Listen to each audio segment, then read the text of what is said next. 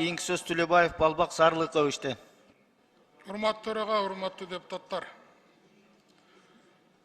Каныбек Капашевичтин трибунада турганы бул президенттин жаңы саясатынын белгиси. Бул киши келсе, бүгүлөсүңөр, чөгөлөйсүңөр, Түркменистан болот дегендер Европада посол болуп отурат эки жерде. Бул мында болот, тигинде болот дегендер мына президент айтты, кечиримдүү бололу, саясий ар түрдүүлүк болсун өкмөттө, саясий күчтөр менен мен сүйлөшкөнгө даярмын дегендигин белгиси Атамекен партиясынын өкүлү мына министр болгону турат.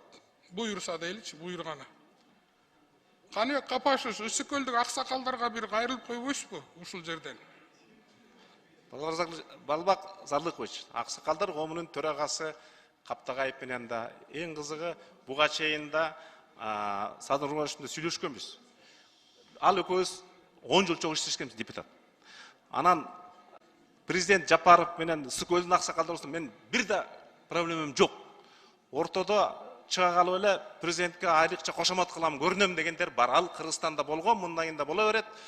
Мага ишенип чоң тармакты бергендиги, демек президенттин андай ичинде кек сактап, таарынып, андай маселеден бийигирээк, мамлекеттин кызыкчылыгын бийик койгондун күбөсү ошого жообу. Эң сонун жоопту мен эмес Садыр Жапаров берди. Каптагаев аксакалдар Каптагаевка кайрылдыңыз белесиз убагында. Каптагаевка кайрылган эмессиз да. Кандай дейсиз? Каптагаевка кайрылган эмессиз убагында. Эмне кайрылышым керек эле? Сиз шайлоонун убагында көлдүн аксакалдарына ошол убактагы президент Садыр Нуркожоев. Сиз билим берүүгө байланыштуу. Бир мүнөткө айтышпаңыз. Кайра өзүңүз саясатта шоқасыз. Мен сөз берилекмин сизге, сөзүм бит элек. Сиз депутат эмессиз азыр. Сиз депутат эмессиз, мен депутатмын.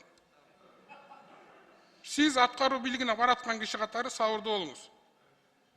Каныбек Капашевич, бул жерден бир нерсени такташып атабыз. Мен сабырдуумун, сиз тема боюнча суроо бериңиз. Анда кандай кылалы, урматтуу төрага? Каныбек Капашевич, сиз сабыр кылып суроону угуңуз, анан жооп бериңиз. Депутат суроо берип атат. Кичине сабыр кылыңыз. Сиз Кыргызстандын эң чоң тармагын башкарып баратасыз, урматтуу Каныбек Капашевич. Билим берүү тармагын. Убагында Ысык көл элинен айрылгансыз. Мен ошол элден шайланып келген бала катары сизге суроо берип атам. Азыр аксакалдарга эмне деп кайрылат элеңиз деп. Же мен сизге жаман сөз айтып атамбы? Президент жооп берди. Мен ага комментарий бербейм. Мен президентке кайрылган жокмун, сизге кайрылып атам мен. Муну сиз улам эле саясатка барайын деп атасыз. Мындайда Кыргыздын саясатында дайым Кыргызстандын президенттеринин кошоматчылыгы бузуп келген. Биз ошолордон президентти коргошубуз керек. Мен ошолордон коргоюн деп баратам. Эми мен күнөөлүү болуп калдым, көрдүңөрбү? Мен начар экен, мейли боло берейин, мен начар. Сиз коргоп бериңиз, мындан ары сизге тапшырдым. Рахмат, ишиңизге ийгилик.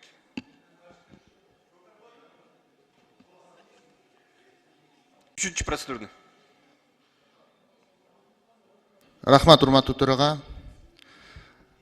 Урматтуу кесиптештер, туура биз ар бир нерсени суроо беришибиз керек, эркибиз. Келгендер мыктап жакшы тармагы боюнча жооп бериш керек. Бирок тенденция болуп баратат. Кече биз минтип койду эле, анан минткен кишиге минтип койду. Анткен кишиге антип койду. Не, ичибизди кененирээк кылалы. Анте бере турган болсок, Кыргызстандын жарымын не чөгөлөтөбүзбү? Кыргызстандын жарымы кече башкача сүйлөп койду эле, бүгүн баары алып атат. Мынакей деп не карыз кылгыбыз келип атабы? Же эмне биз ушундай түшүнүктөр менен жашап калдыкпы? Бирөө бийликке келе атса, бирөө бийликке жетпей атса, бирөө кече башка сөз айтса, мамлекет үчүн айтып атат айткан киши. Келечек үчүн айтып атат айткан киши. Бир адам үчүн айткан жок. Урматтуу депутаттар, биз камчыны чапканда дагы абайлап чабалы. Эртең дагы күн бар. Эртең дагы башка өңүттөр бар. Эртең дагы жашай турган маңызыбыз, келечегибиз бар. Рахмат.